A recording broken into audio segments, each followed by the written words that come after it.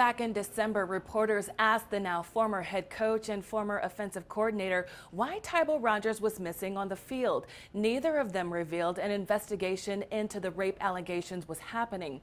Two young women claimed they were brutally attacked, but one of them, who was not a UW student, filed a Title IX report against him.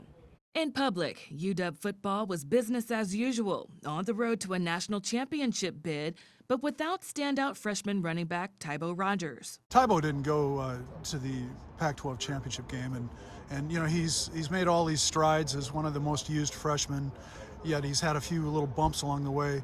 Is he in good stead with the program right now going into the CFP? He is. You know, we're working through some things that some challenges he had off the field. I can't comment on what it was exactly. Those challenges off the field now believed to be a Title IX investigation. According to the timeline laid out by Seattle police detectives, a Seattle Central Community College student made a Title IX complaint against Rogers in November, claiming he brutally raped her.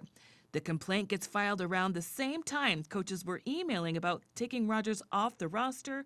While the reason for removing Rogers was never written, the detective believes there is a connection between his suspension and her disclosure of the assault. Unfortunately, there is a history of universities that have placed their football programs, which bring an enormous amount of revenue to an institution, over reports of sexual violence. The University of Washington's Student Athlete Handbook describes what happens next when Title IX cases are filed, which allows for UW to place student athletes on administrative suspension, pending investigation, or before the investigation even begins. On December 1st, the Huskies traveled to the Pac-12 championship without Rogers. Publicly, the coach downplayed the decision. You didn't have Tybo. Was that an injury situation or something else? Yeah, he just wasn't available for us. Yeah, and we have five guys, and it still wasn't like a bowl game where he traveled everyone this last week. But Rogers was allowed to return and play for the Sugar Bowl on January 1st, and then the College Football National Championship. A decision that, per the handbook, had to be approved by the athletics director. Questions now rising: did the university clear Rogers of the accusations despite a pending investigation just to get him back on the field in time for the big games?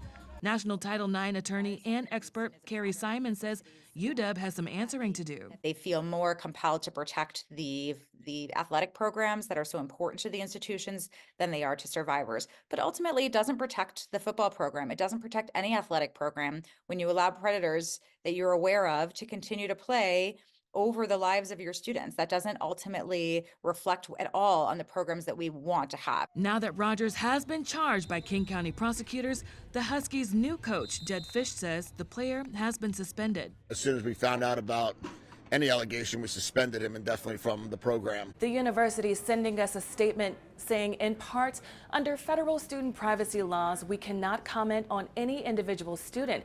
However, we assess every report we receive and take action whenever we are able to do so based on the information that is made available to us.